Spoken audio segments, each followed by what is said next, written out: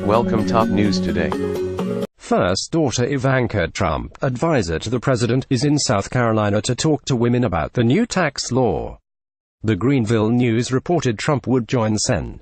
Tim Scott R.S.C. on Friday to hold a conversation with local women about the tax reform bill and how it affects the child tax credit. Scott and Ivanka Trump worked closely throughout the tax reform process.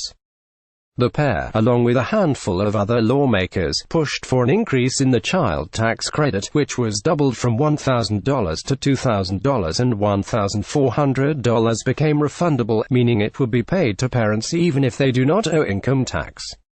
While Republicans consider the tax law among the biggest successes under an administration that failed to pass any significant legislation during its first year in the White House, they have the work cut out for them in convincing women the legislation is in the best interests.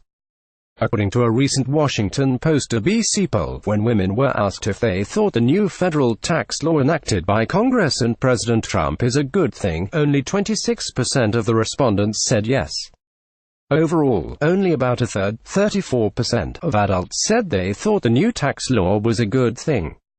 Even white women without a college degree, a group Trump won in the 2016 election, are not convinced the tax law will work out in their favor. More than 4 in 10, or 41%, said the tax measure was a bad thing, while fewer, or 35%, said it was a good thing. A minority of white women in general. A group Trump won in 2016 over Democratic rival Hillary Clinton, the first woman to clinch a major party presidential nomination, have a positive view of the tax law. Only about a third, or 32%, of white women overall said the law was a good thing. During the 2016 race, Ivanka Trump was often called upon to help get women on the Trump train.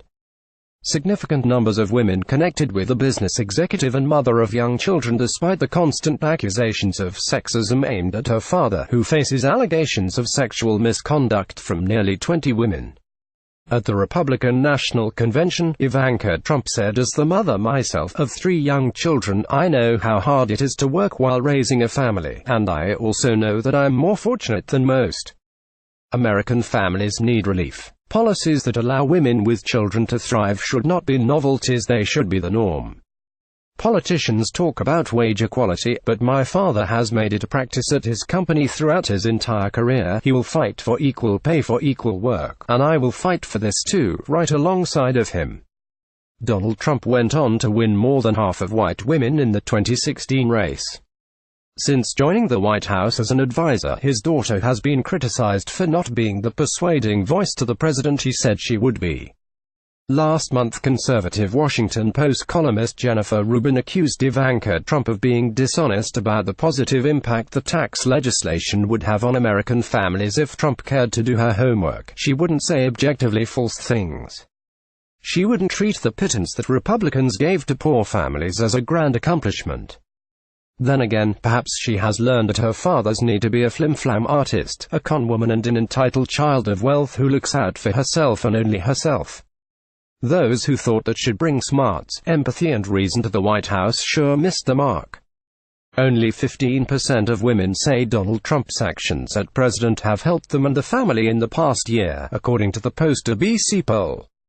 After initially suggesting his eldest daughter would not join him in the White House, Trump tried to convince Americans Ivanka Trump should get a position because of her history advising him in his business career. A majority of Americans do not agree.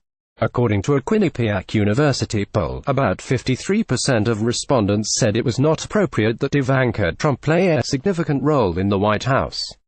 South Carolina, where Ivanka Trump is speaking to women about the tax bill her father signed into law, is different from much of America. It was in that reliably red state where Donald Trump first invited his family on stage during a November 2015 campaign rally. Voters there backed Trump in South Carolina's Republican primary and in the general election. South Carolinians are represented in the Senate by 2 Republicans who, despite previously publicly butting heads with Trump, are generally supportive of him and his presidency. Republican National Committee Chairwoman Ronna Romney McDaniel delivered a memo to the White House last month informing leaders of how poorly the GOP is doing with female voters, according to Politico. It appears Scott and other GOP leaders are hoping the president's daughter can change that. It could be a bit of a risk to choose Ivanka Trump as one of the main people to lead that shift. Less than half of Americans, or 41%, have a favorable view of her, according to a recent Economist YouGov poll.